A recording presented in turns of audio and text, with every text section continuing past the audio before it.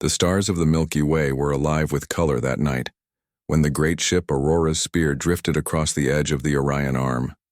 Its silver hull carried the flag of Earth, and for the first time in years that flag was being seen by alien eyes again. Commander Ethan Cross stood by the wide window of the bridge, staring at the deep glow of a purple nebula. His reflection looked tired, a man who had seen too many battles and yet could never walk away from duty. Behind him, the voice of Dr. Mia Carter broke the silence. She was in her 40s, calm but sharp, a scientist who had devoted her life to studying alien cultures. She held a small tablet in her hands that glowed with a soft blue light. "The Council's message is confirmed," she said. "They're sending a diplomatic envoy. They'll arrive in 2 days."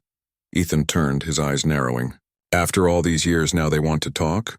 "They call it a formal invitation," Mia said, her tone careful. "But the wording doesn't sound friendly. They use the phrase mandatory attendance." Ethan gave a dry smile. "That's not how you make friends. That's how you issue orders." He walked closer to the console and looked at the data stream flowing across it.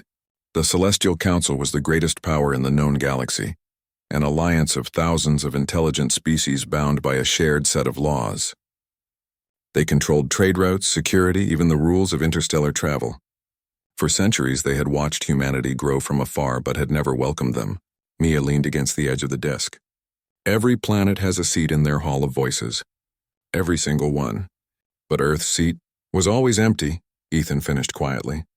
"They never wanted us." She studied his face for a moment. Or maybe they feared us. That idea lingered between them. 2 days later, the Aurora's Spear met the envoy ship outside the orbit of Mars. It was not like any human craft. The alien vessel looked like a floating cathedral made of crystal and blue metal, each part shifting like liquid glass. When the docking clamps engaged, the hull sang with a low hum that felt alive. Ethan and Mia waited in the receiving bay with a small team of officers. The air shimmered, and 3 alien figures appeared through a light gate. They were tall and thin, their bodies wrapped in pale armor that pulsed with light. Their leader, a being called Arketh, had a face that looked almost human but with eyes like molten silver. "Commander Ethan Cross of Earth," Arketh said, his voice echoing softly as if several tones spoke at once. "Dr. Mia Carter, I am here on behalf of the Celestial Council." Ethan nodded. "Welcome aboard the Aurora's Spear." Arketh glanced around, studying everything. "Your people have advanced far since we last observed you. Perhaps too far." "That's what humans do," Ethan replied. "We move forward." Arketh stepped closer. "The Council has decided it is time for Earth to take its place among civilized species. You are invited to join the Celestial Council as a probationary member. You will share your technologies, your energy resources, and your defensive networks under Council supervision." Mia frowned. "That doesn't sound like membership. It sounds like surrender." Arketh's tone remained calm. "Cooperation is the foundation of unity. The galaxy does not thrive on pride." Ethan crossed his arms. "Then the galaxy can live without ours. We didn't ask for your approval." The alien envoy's silver eyes glowed brighter for a moment as if reacting to emotion. "Be careful, Commander. Many civilizations perished when they chose isolation." Ethan did not look away. "Many more perished when they chose obedience." The silence stretched long after that.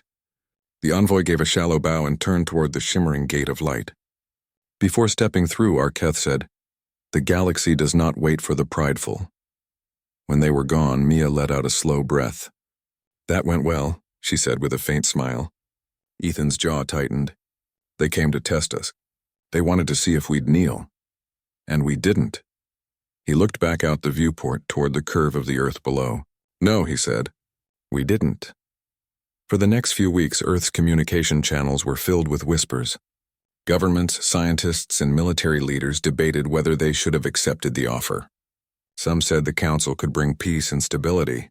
Others said it would mean slavery under alien rules. Mia spent her days studying old records, ancient myths, unexplained relics, and half-buried ruins that might reveal something about Earth's connection to the stars. There were rumors that humanity's technology had advanced too quickly after the discovery of fusion drives. Some claimed that hidden knowledge had guided them, knowledge not entirely their own. One night, as she sat in her office overlooking the city lights of New Geneva, her screen flashed with a classified transmission. It came directly from Ethan aboard the Aurora's Spear. "Mia, I need you to come to the Arctic station. his message said. We found something under the ice. Something old. 2 days later, she was there. The station was built into a mountain of frozen rock, the wind howling endlessly outside. Inside, scientists and soldiers moved around a massive excavation pit. In the center lay a metallic structure half buried in the ice. It was not human. Its surface glowed faintly with symbols that shifted like living language. Ethan met her at the platform edge. He looked both excited and uneasy. We were scanning for minerals and found this instead. It's older than any civilization we know. Carbon dating says it's over 12 million years old. Mia stepped closer, her breath fogging in the cold air. That's impossible. Humanity didn't exist back then. Exactly. She placed her hand on the icy surface of the structure. It was smooth and warm. Suddenly a pulse of light ran through it and the air filled with a deep humming sound. The ice cracked and began to fall away, revealing a round device covered in engraved rings. It's responding to you, Ethan said quietly. The rings began to move. The lights brightened. Then a projection appeared above the device, a face human in shape, male with eyes that burned like gold. The figure spoke in an ancient echoing voice. We were the first to rise. We walked among the stars before they learned fire. This world carries our seed, our memory, our fire. Then the light vanished and the room fell silent. Mia could barely breathe. Ethan, that was a human face. From millions of years ago. Ethan nodded slowly. So maybe we weren't the last to arrive in this galaxy. Maybe we were the first. Word spread quickly through the research network, though the discovery was kept secret from the public. The artifact was transported to a secure underground facility, where Mia worked day and night decoding the inscriptions. The symbols matched several alien languages used by members of the Celestial Council. That meant their knowledge, maybe their entire culture, had been inherited from something older. One evening, she looked up from her work and said softly, "They didn't invite us because they think we're dangerous. They're afraid we'll remember what we were." Ethan entered the room, his uniform dusty from the tunnels. Then we have to be careful. If the council learns what we found, they won't send diplomats next time. They'll send fleets. He stared at the device sitting on the table. Whatever this is, it's not just history. It's power, and that makes it dangerous. Mia touched the side of the metal ring again, and another faint pulse of light moved through it. Maybe it's a reminder, she said. A message from the people we used to be. Ethan turned toward her. If we ever were something greater, then maybe it's time we started acting like it again. Outside the facility, the snowstorm grew stronger, the wind carrying faint echoes through the frozen air. Deep beneath the ice, unseen by human eyes, another part of the buried structure began to awaken. A signal spread silently through the crust of the earth, reaching out beyond the solar system. Far away, on a world that was part of the Celestial Council, a listening post detected it. A pale alien technician looked at his console, confused by the readings. "Commander, we just picked up a signal from Sol Sector," he said. "Unknown origin. The signature matches precursor tech." His superior turned slowly, his expression tense. "Send word to the council. Tell them Earth has awakened something." On Earth, Ethan stood by the window of the underground base, looking up through the reinforced glass toward the dark sky. The auroras above flickered in strange colors, green and gold and red. He could feel something changing, something vast and unstoppable. Mia joined him. "What do we do now?" she asked quietly. He didn't answer right away. Then he said, "Now we wait and see who comes knocking. And when they do, we'll decide what kind of people we are."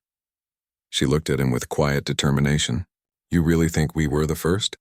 Ethan's gaze stayed on the stars. "I think the galaxy forgot where it came from," he said. "And maybe it's time someone reminded them." The lights of the artifact pulsed again behind them, beating like a slow heart. Somewhere far above, the empty seat in the Hall of Voices stood waiting, silent and untouched, while the worlds of the council prepared for what they could not yet understand. The news about the strange artifact hidden under the Antarctic ice spread quietly among the top levels of the United Earth government. Only a few people knew the full truth. Commander Ethan Cross, Dr. Mia Carter, and a handful of trusted scientists and soldiers. To the public, it was called a geological research project. In reality, the discovery was shaking everything humanity thought it knew about its past. The artifact, now placed in a secret underground lab beneath New Geneva, was no ordinary machine. It gave off a constant low hum that no one could explain. Its surface moved like living metal, rearranging itself into symbols that changed every time someone looked at them. Mia spent almost every hour near it, studying the patterns and comparing them with alien records. Ethan visited often, though his duties as a fleet commander kept him busy. Whenever he entered the lab, the scientists would step aside, letting him stand in silence before the machine. He could feel its presence, like something old and aware was looking back at him. One afternoon, Mia was running a test when the lights in the lab flickered. The metal rings on the artifact began to turn, slow and steady, and a soft voice filled the room. It wasn't a recording this time. It was speaking directly. "The archive remembers," it said. The voice was deep and calm, like the ocean. "The children of the first flame walk again beneath the stars." Mia froze. "Ethan, are you hearing this?" He was already beside her, eyes locked on the glowing device. "What is the first flame?" he asked. The voice responded.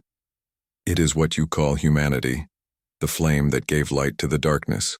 We built the paths between worlds before they learned to dream." The lights dimmed, and a projection appeared, floating images of strange cities, not on Earth, but among the stars. Human-shaped beings walked through them wearing simple clothes and carrying symbols of light. Their ships looked alive, grown from energy instead of metal. Mia whispered, "These are humans, or something like us. But how? This must be millions of years old." "The first flame rose, burned, and fell," the voice continued.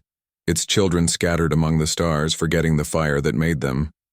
Then the projection faded, and silence returned." Ethan looked at Mia. "If that's true, the Council isn't older than us. They're descendants of us." Mia nodded slowly. "Their legends talk about gods who gave them knowledge. Maybe those gods were humans." They both knew the danger of what they had just learned. If the Celestial Council found out, they wouldn't see it as a discovery. They would see it as a threat. Over the next few days, the artifact began to emit a faint signal. The technicians tried to block it, but it pulsed through every layer of shielding. It was sending something, some kind of encoded message, into space. "Can you stop it?" Ethan asked. Mia shook her head. "No, it's not broadcasting data. It's broadcasting a call, like it's waking something up." Ethan felt a chill. "Then we need to find out what it's calling before the Council does." Meanwhile, far across the stars, in the heart of the Celestial Council's capital, the same signal was detected. The vast chamber of the Hall of Voices filled with shimmering light as hundreds of alien representatives gathered. Arketh, the envoy who had once visited Earth, stood before them.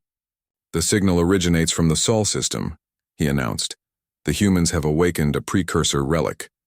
Whispers rippled through the crowd. One tall, insect-like delegate clicked its mandibles in alarm.